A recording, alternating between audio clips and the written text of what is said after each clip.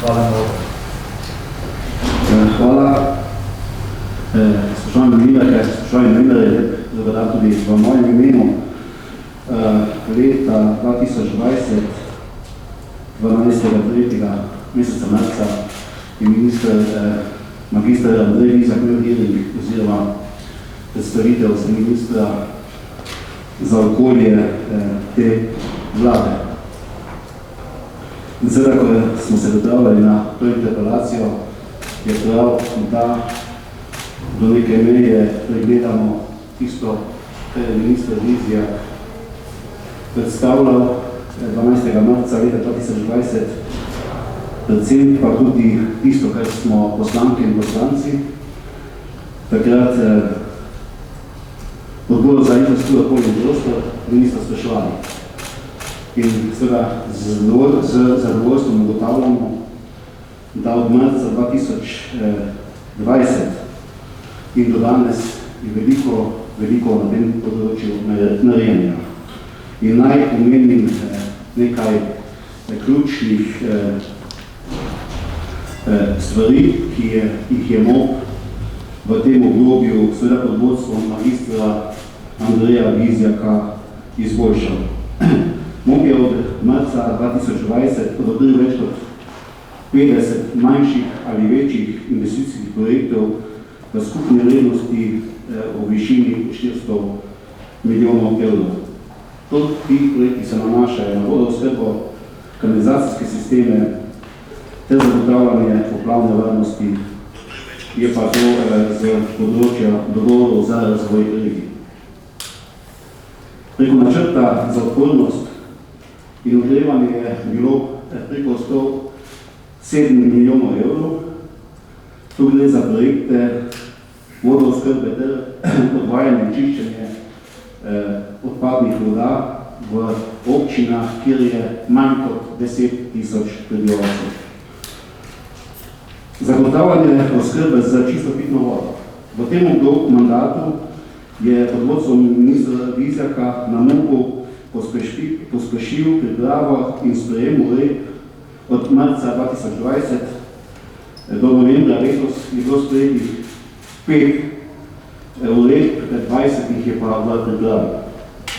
Stanje na vodotokih se v preteklosti zaradi nerealiziranih programov sanacij poslabšalo in MOP je zagotovil 10 milijonov evrov na leto. S tem se je začela odprava škod objektov, ki so jih vodne ujme uničevale v preteklosti, zadnjih 10 let. Se je vse skozi to zanemarilo.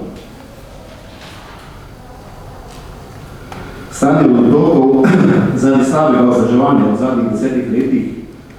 V tem mandatu so se povečala sredstva na 25 milijonov evrov. V letu 2021 je rekordnih 28 milijonov evrov. Vedno, ko odhajamo po slovenskih občinah, smo seveda tudi koalicijski poslanci skupaj s ministrom to poslušali od vseh županov. Skratka, v tem letu je rekordno zagotavljanje sredstva v višini 28 milijonov. Z ministrom Vizjakom je seveda po dolgih 16 letih dogovarjanje za koncesijsko pogodbo za proizvodnjo električne energije na srednji Savi. Je to bilo ob letošnjem letu realizirano. Pospešeno izvaja mehanizem celotnih teritorialnih naložb, to je CTM od leta 2020. To gre predvsem za mestne občine. Tu je bilo izvedenih 20 projektov v slovenskih občinah v slabih 70 milijonih evrov. MOP je izvedel sanacijo 154 plazov in objektov v 78 občinah. V okviru ukrepov derevitalizacije je bilo na področju presoje vpliva na okolje izvedena derevitalizacija in pri čemer je zmanjšal propad, tam, ko so vplivi na okolje, je bilo v preteklosti potrebno delati vplive na okolje, se tu zmanjšal za 30% brez škode na okolje.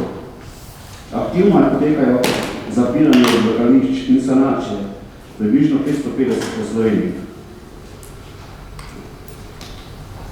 Na področju podnebnih sprememb in biološke varnosti so bili realizirani dve pomembni policijski zavezi.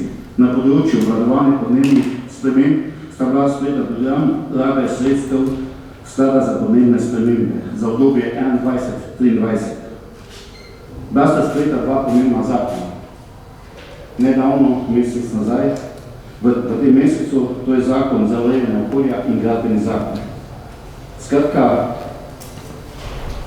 člani in članice našega odbora, okolja za infrastrukturo, okolje in prostor, v naši poslanski skupini ugotavljamo po tej analizi od meseca 2020 marca in do danes, da je tiste stvari, ki so bile zavezane v policijskih pogodbah, in tisti projekti, ki jih je magister Andrej Vizjak predstavil na hearingu, kot sem ga še prej omenil, in seveda na vse tiste pobude, ko so prihajali poslanci in poslanc, ter vseh županov občin so bili realizirani. Skratka, v naši poslanski skupini ima magister Andrej Vizjak, minister za okolje in prostor v Republiki Sloveniji, vso podporo. Hvala za vašo pozornost.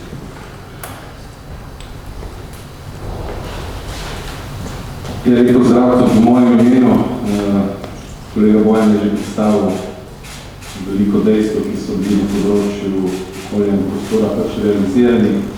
Veliko je še manjših projektov, ki se udejanjajo. Mogoče je treba opozoriti tudi na to, da je ministrstvo bistveno bolj odzivno na vse pobude, ki prihajajo iz prostora in tudi z tega vidika je minister Vizjak pač izpostavil nek boljši trend na področju okolja in prostora in z tega vidika, kar se nas tiče, nima nobene zamere, oziroma nima nobenih pripomb na svoje delo. Če gremo zdaj iz sedanjosti do preteklosti, kar vas bolj zanima, naše mnenje, ko smo zdaj podrobno proučili njegov odgovor na interpelacijo, na kar smo tudi upozarjali v predhodnih odgovorih, da pač rabimo nekaj časa, da dobimo njegove odgovore in se na osnovi tega tudi odločimo, kako bomo ravnali naprej. V odgovorih nas je v celoti pomiril, prepričal, kot smo rekli, dobro delo v sedanjem mandatu sploh ni pod vprašanjem. Kar pa se tiče zadev, ki se bojo učitejo tudi v interpelaciji, pa menimo, da so v bistvu brezpredmetne in po drugi strani tudi upozarjamo na to, da prisluškovanje v zasebnih pogovorih je za nas problematično in če pristanemo v ta diskurs, imamo v tej državi v nadaljevanju verjetno velik problem, glede na to, da se tehnologija tudi izboljšuje, da vsak lahko snema kogarkoli in če pristanemo na to, da je to nek instrument za to, da se nekomu izbija kredibilnost, smo na nevarni poti. Tako da mi menimo, da so ti nezakoniti prisluhi in posnetki pač brezpredmetni. V nobenem primeru v teh prisluhih ali pa v teh podatkih ni prišlo do nobene realizacije, ki bi šla v škodo države. Tudi ta insinuacija o tem, da nekdo govori o tem, da davkov ni treba plačevati, iz tega ne izhaja, zato mi menimo, da minister Vizjak ni z tega vidika v nobenem prekršku, kaj še da bi bil kakšnikoli nezakonitosti. Lahko mu očitamo mogoče kakšno neprimerno govorenje, verjamem pa, da kdorkoli med vami, ki v zasebnem pogovoru uporablja nek slenga, pa nek svoj jezik, tudi včasih uporabi kakšno neprimerno besedo in z tega vidika lahko edino to očitamo našemu ministru, v vsakem primeru pa uživa našo popolno podporo in kar se tiče interpelacije, ima vse naše glasove zagotovljene. Hvala lepa, zdaj sprejemamo ministra vprašanje. Kaj pa je njegov odnos do sodstva? Sodniku bomo strli jajca in zanima me še tudi, kako to, da ste tukaj sami, vaša poslanska skupina, kaj bo ostali koalicijski partnerji? Kar se tiče ostalih koalicijskih partnerjev, je minister Vizjak šel do vseh in bojo pač svoje povedali tako na razpravi o interpelaciji.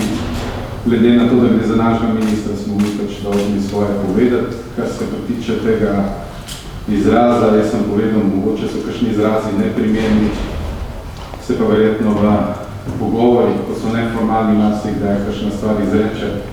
Če bi se na to v celoti obveščali, bi verjetno morali biti vsi, vi in mi, že zdavnaj sprocesirani, tako da na to mi ne polagamo nobene teže, ker se to niti ni uresničevalo, niti ni bilo v tem kontekstu izrečeno. Hvala lepa, naslednje vprašanje. Žana Vrtačnik, Pop TV, se bi navezala na vprašanje kolegice. Nova Slovenija se je v prvem odzivu na dogajanje okoli ministra odzvala, da pač na njihovo podporo ne more več računati. Kaj pričakujete od koalicijskih partnerjev na jutrišnjem glasovanju? Glejte, vsi vemo, da podporo rabijo tisti, ki interpelacijo vladajo. Ne? Oni so pač povedali, da ne podpirajo, kar pomeni, da lahko glasujejo za interpelacijo, proti, pa so vzdržani. V vsakem primeru je to njihova odločitev in bomo videli, kaj bojo jutri storili. Mislim, da ta njihova izjava je precej odprta in si lahko vsak svoje mišljenje o tem ustvari. Mi strnimo. Kaja Kobetič kanala. Mene zanima, če ste vi se kaj pogovarjali s poslanci Nove Slovenije o tem, ali bodo podprli ali ne podprli interpelacijo in če podprejo interpelacijo, ali to za vas pomeni konec koalicije? Glede, mi se z Novo Slovenijo pogovarjamo vsak dan, vsakih 5 minut, ko imamo čas, ker imamo tudi bolj pametno delo, kot govoriti o interpelaciji. O interpelaciji se bo vsak poslanec odločil po svoji vesti, ali bo podprl, ali bo proti, ali pa bo vzdržan. V vsakem primeru bo to pomenilo nek izplen na koncu in to bomo jutri videli. Še kakšno vprašanje? Kaj pa odstop ministra, to ni več na mini, tudi znotraj vaše stranke so bili nekateri pomisleki, da bi se moral majhati in koalicijo na nek način razbremeniti? Naša stranka je demokratična in marsikdo ima neko svoje mišljenje, vedno izmenjujemo svoje poglede, vendar nekega resnega poziva v tej smeri ni bilo, jaz ga vsaj nisem slišal. Treba pa vedeti, da v preteklosti je bilo veliko ministrov, ki so izgubili tudi po 3-4 referendume, pa nihče ni odstopil. Tako da mi z tega vidika, kot sem rekel, ministru Vizjaku nobene stvari ne očitamo in nobena stvar, ki je bila izpostavljena v interpelaciji, ne gre v tej smeri, da bi karkoli kršil, da bi moral za to odstopiti. Bom samo še to vprašal, ste za ministra Vizjaka zagotovili dovolj podpore za jutrišnjo interpelacijo, da je bo uspešno preživel? Kaj tudi mene sprašujete? To morate kul vprašati, se oni vlagajo interpelacijo, ne vi? Ne, mislim sem iz vaše strani. Je nas lahko tudi jutri ni, pa še vedno preživi. Upam, da smo vsi nejasni, vse koliko časa, pa smo že v politiki, tako da mi smo svoje naredili, brez skrbi. Je tudi minister Vizjak, ki je svoje naredil. Tisti, ki pa vlagajo interpelacijo, mora zagotoviti in eno število, da so odnemi. To je razumno, jaz sem hotel, sem prvi ljudi 200. Absolutno. Ja, to morate pa njih vprašati. Najprej še eno vprašanje. Vaše tiskovne konference so redke. Kako to, mislim, da za nobenega od vaših ministrov ne biste sklicali, kako to, da ste jo tukaj? Glejte, na začetku so bile to neke normalne, veliko interpelacije, ta interpelacija, pa smo dobili zdaj vse odgovore in se rekel bolj podrobno seznanili z vsem, kar je zapisano in kar je odgovorjeno, se nam je zdelo pomembno, da pač ta signal damo, da mi podpiramo ministra, ker se je veliko špekuliralo, da tudi znotraj naše poslanske so različne stališča, tako kot ste omenili, tudi znotraj stranke, ampak tega ni, zato se nam je zdelo primerno in potrebno, da to pač tudi javno povemo. Seveda pa, dokler nismo dobili vseh odgovorov, tudi mi nismo želeli špekulirati. Zelo bolj pomembni, če lahko se navežem eno prejšnjo vprašanje. Predsednik NSE na tej domini je vendarle večkrat popravljal, namigoval, da bi bilo dobro za koalicijo, če bi minister razbremenil vlado za koalicijo. To je nekako namigoval na mogoče po odstopku, s tem bi mogoče. Tukaj očitno SDS ne bo popustila, ne bo drug popustiti tej konstelaciji merjenja moči, čeprav razumem. Se ne vem, zakaj gre za merjenje moči. Gospod Tonin je pač minister vladi ima pravico do njega svoja mnenja, v parlamentu pa odločajo poslanci, ne minister, to ni. Tako da z tega vidika ne vidim nobene težave v tem, da poskuša pač neko svoje videnje situacije predstaviti, ni pa to zavezujoče za nikoga, za nas ne. Žiga Bonča, televizija Slovenija, mene zanima samo še to, kako vi komentirate mogoče sporočilo KPK, da je vjeno postopke zvetovanja predsednikov? Iz tega še nisem videl, sem v druge upravke nos. Čeprav vem, gre za postopek glede imenovanja na DUTB-ju.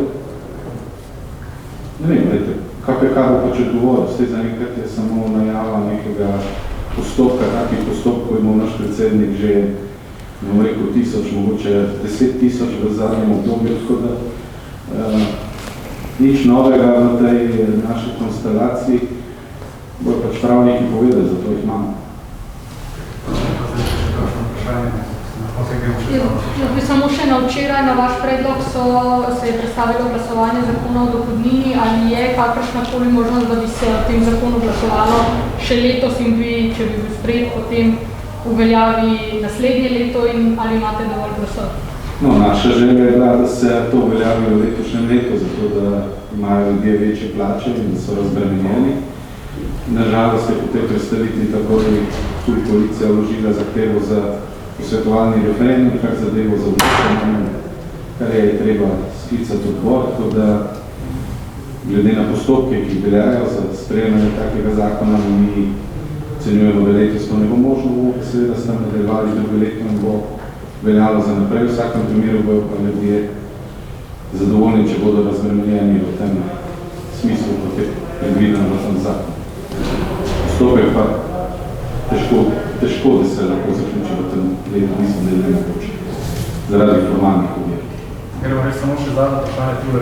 Ja, jaz sem še eno vprašanje, če stvarito, kako gledate na postopek SAP, da ne se radi, če postopek SAP predmeni, če bo naši državi, kako ne boš tudi. Ja, vejte, zima je očitno pretopla in ti prestopi so pač neki normalni, ponovadi so v pomladanskih mesecih pred naslednjimi volitvami. Leto se je pač zmrzal zamuja in se pač dogajajo kot neke take veliko normalne eksotične zadeve v tem prostoru. Nič novega. Hvala lepa. Hvala.